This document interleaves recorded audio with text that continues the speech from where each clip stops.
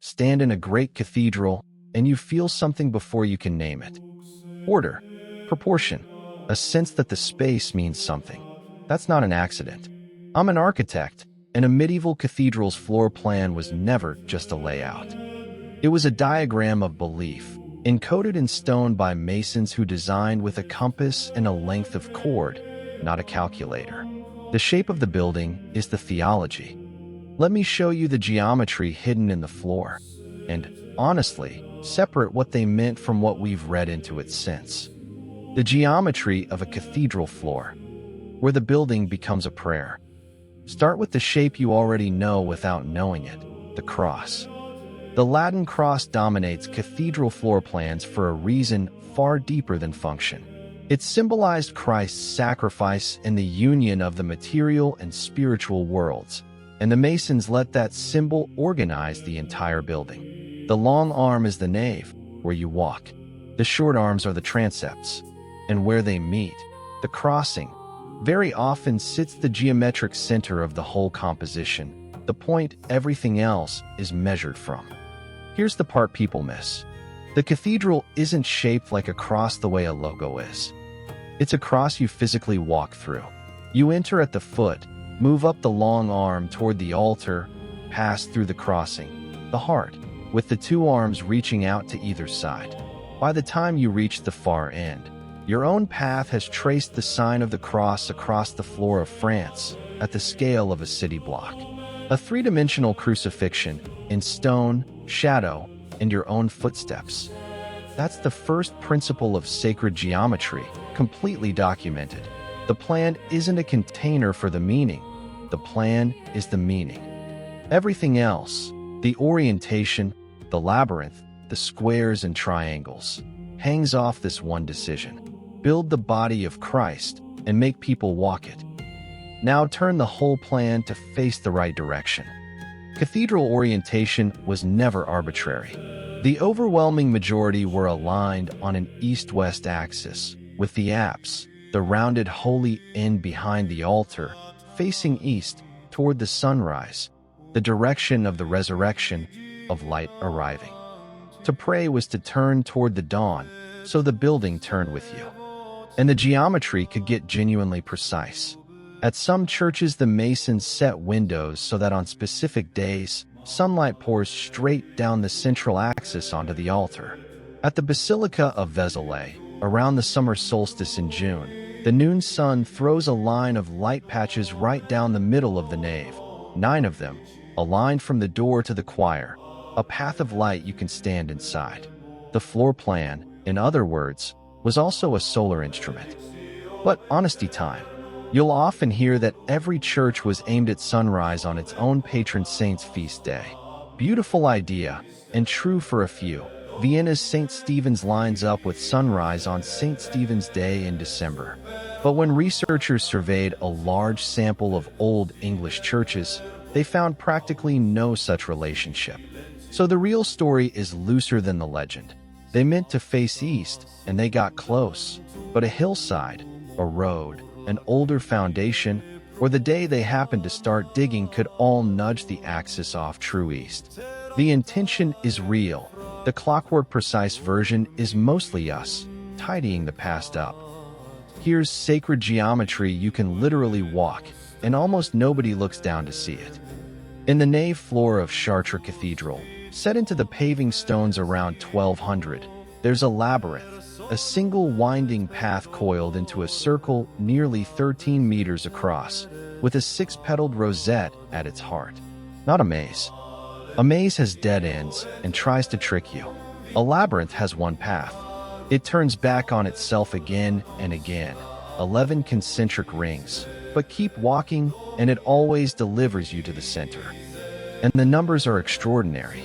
That one path, folded into that 13-meter circle, is over 260 meters long, a quarter of a kilometer without ever leaving a disc the width of a tennis court. What was it for? The reading that stood up best is pilgrimage. Walking the labyrinth, on your knees or on foot, stood in for the long journey to Jerusalem most people could never actually make. The turning back, the patience, that was the point. The path is hard not because it's badly drawn, but because the difficulty is the prayer. And notice what kind of object this is. Not a sculpture you look at, not a window you look up at, but geometry you put your body into one step at a time until the drawing on the floor and your walk through it become the same thing. Chartres is the only great medieval cathedral labyrinth that fully survives in France. The clearest proof of this whole video's spine. The floor was never just a floor. Step back and look at the shapes the masons used to generate all of this, starting with two, the square and the circle.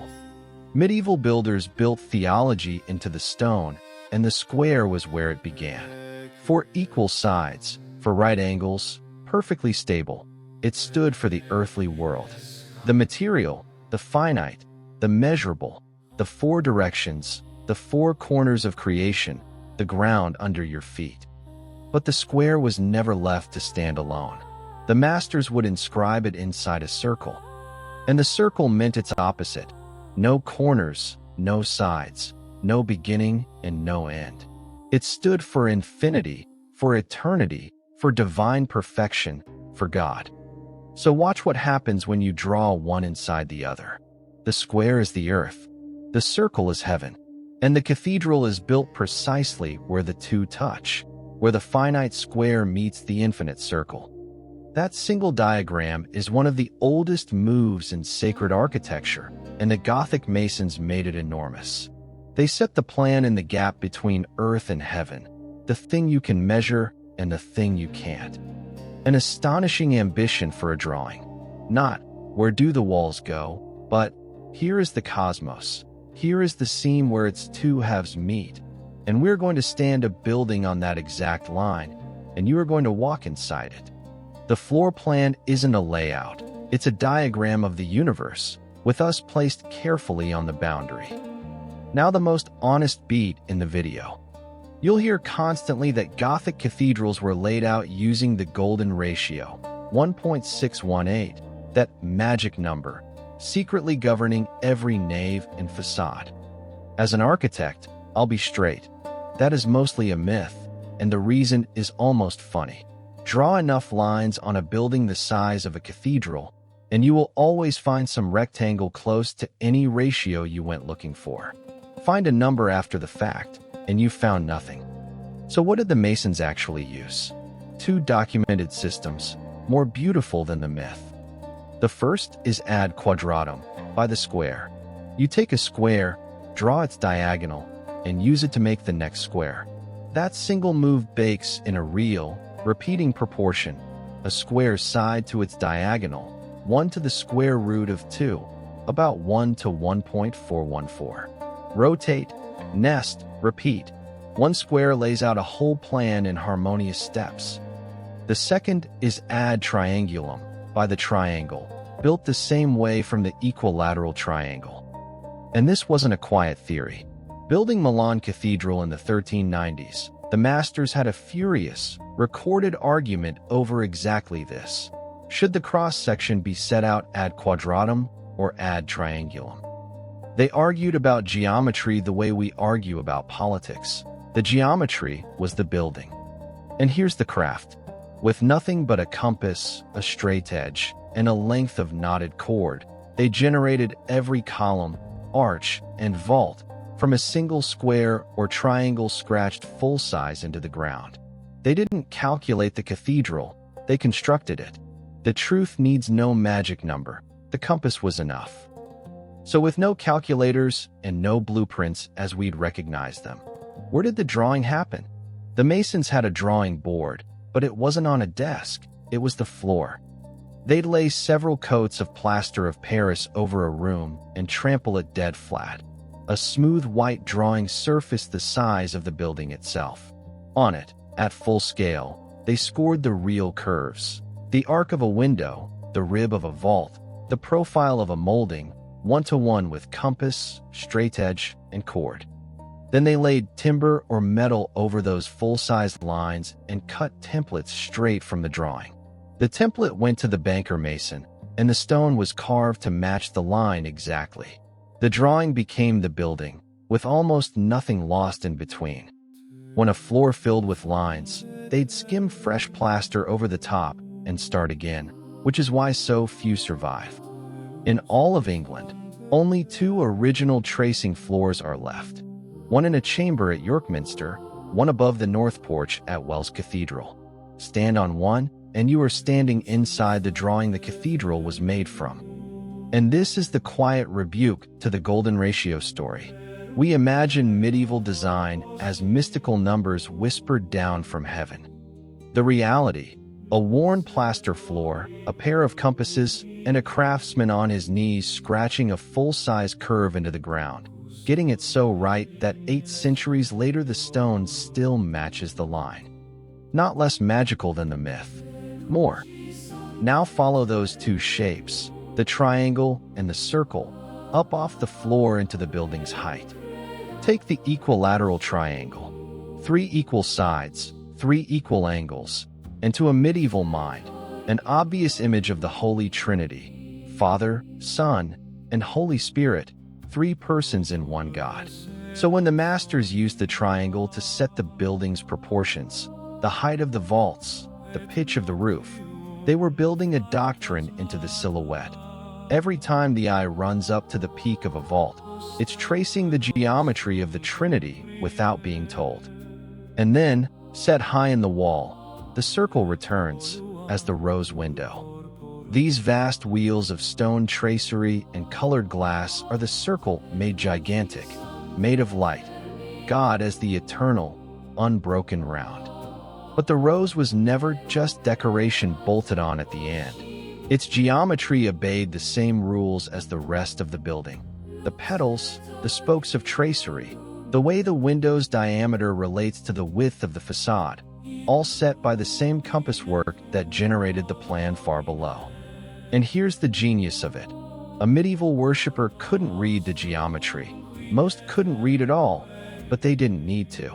They stood beneath a wheel of colored light 30 feet across, a triangle of stones soaring overhead, and felt the order in their chest. Eternity, the Trinity, infinity, without a single word. The geometry did the preaching, making people feel the cosmos before anyone explained it. There's one more body hidden in the plan, and this time it's yours. Medieval builders inherited an old idea, running back through the Roman architect Vitruvius and reread through Christian eyes.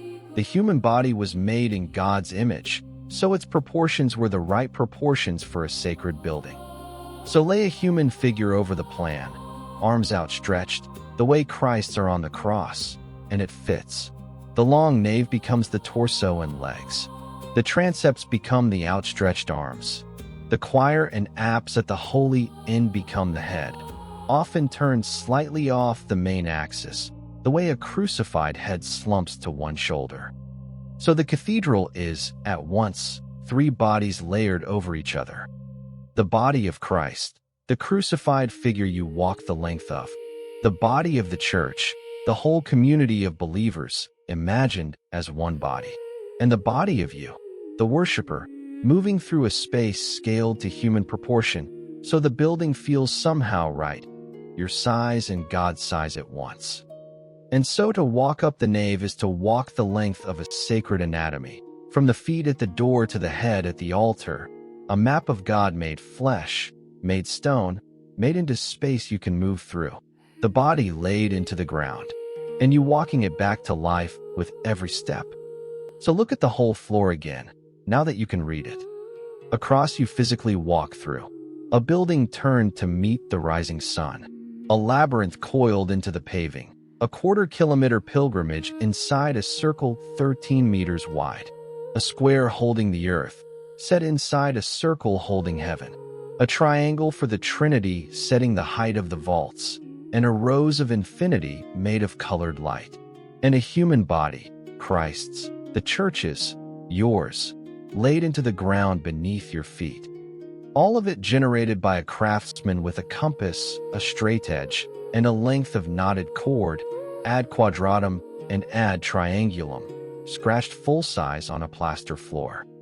And the honest thing, the architect's thing, is to love the geometry that was really there and to let go, out loud, of the geometry we wish was there, like the golden ratio. Because the truth is more remarkable than the myth. People with no algebra, no calculators, and no blueprints as we know them built diagrams of the cosmos, so precise that we are still measuring them, 800 years later, and still finding them true. A cathedral isn't a building decorated with sacred geometry. It is sacred geometry, made large enough and solid enough to stand inside. If reading buildings like this is your kind of thing, you're in the right place. That's the whole channel.